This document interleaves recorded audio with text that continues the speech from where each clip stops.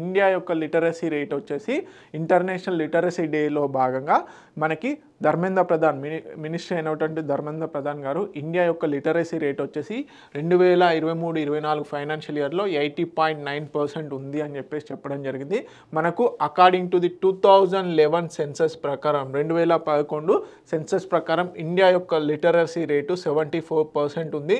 అది ఇప్పుడు మనకి ఎంత 80.9% ఉంది అని చెప్పేసి చెప్పడం జరిగింది. సో దీనికి ప్రధానంగా నేషనల్ ఎడ్యుకేషన్ పాలసీ అదేవిధంగా డిజిటల్ ఎడ్యుకేషన్ని ప్రమోట్ చేయడమే అని చెప్పడం కూడా జరిగింది. ఓకే, సో దీనికి సంబంధించిన డీటెయిల్స్ చూద్దాం. సో ఇంటర్నేషనల్ లిటరసీ డేలో భాగంగా అనౌన్స్ చేయడం జరిగింది. 2011లో మనకు 74% ఉంది. 2023-24 కల్లా వచ్చేసరికి 80.9% లిటరసీ రేట్ అనేది ఉండడం జరిగింది, అక్షరాస్యత. Okay, so union education minister అయినటువంటి ధర్మేంద్ర ప్రధాన్ గారు ఇంటర్నేషనల్ లిటరసీ డేలో భాగంగా అనౌన్స్ చేయడం జరిగింది. సో ప్రధానంగా అక్షరాస్యత దేనికి చిహ్నం అంటే ఎంపవర్మెంట్, అదేవిధంగా డిగ్నిటీ అండ్ సెల్ఫ్ రిలయన్స్కి చిహ్నంగా చూడడం జరుగుతుంది.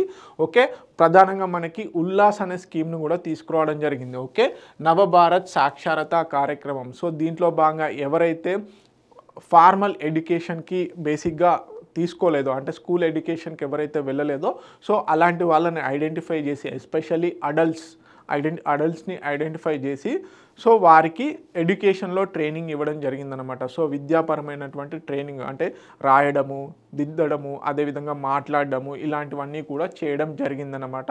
సో దానికి సంబంధించి మనకి నేషనల్ ఎడ్యుకేషన్ పాలసీలో భాగంగా ఈ ఉల్లాస్ అనే స్కీమ్ను తీసుకురావడం జరిగింది. ఈ ఉల్లాస్ స్కీమ్ కింద 3 crore లెర్నర్స్ని ఎన్రోల్ చేయడం జరిగింది. 3 కోట్లకు పైగా లెర్నర్స్ని ఎన్రోల్ చేయడం జరిగింది. సో 42 lakhs వాలంటీర్స్ మొబిలైజ్ చేయడం జరిగింది. అంటే ఎవరైతే ట్రైనింగ్ ఇవ్వాలనుకుంటున్నారో వారు 42 lakhs వరకు దీంట్లో రిజిస్టర్ అవ్వడం జరిగింది ఉల్లాస్లో. సో అదేవిధంగా 1.83 crore learners assessed the foundational literacy and numeracy అంటే మినిమం రాయడం చదవడం ఏదైతే ఉందో దాన్ని 1.83 crore పీపుల్ ఈ ఉల్లాస్ స్కీమ్ కింద కవర్ చేయడం జరిగింది. అదేవిధంగా పాస్ రేట్ ఎంత అంటే 90% ఉండడం జరిగింది. సో ఈ స్కీమ్ వచ్చేసి ప్రధానంగా ఉల్లాస్ వచ్చేసి నేషనల్ ఇంటిగ్రిటీలో భాగంగా 26 లాంగ్వేజెస్లో ఇవ్వడం జరుగుతుంది. ఓకే, దీన్ని ఒక ప్రజా ఉద్యమంగా ముందుకు తీసుకెళ్లడం జరుగుతుంది. సో మనందరికీ తెలుసు ఇటీవల కాలంలో కూడా మనకి త్రిపుర, మిజోరాం, గోవా లాంటి స్టేట్స్ మనకి ఫుల్లీ లిటరేట్ స్టేట్స్ కింద బేసిక్గా అనౌన్స్ చేయడం జరిగింది.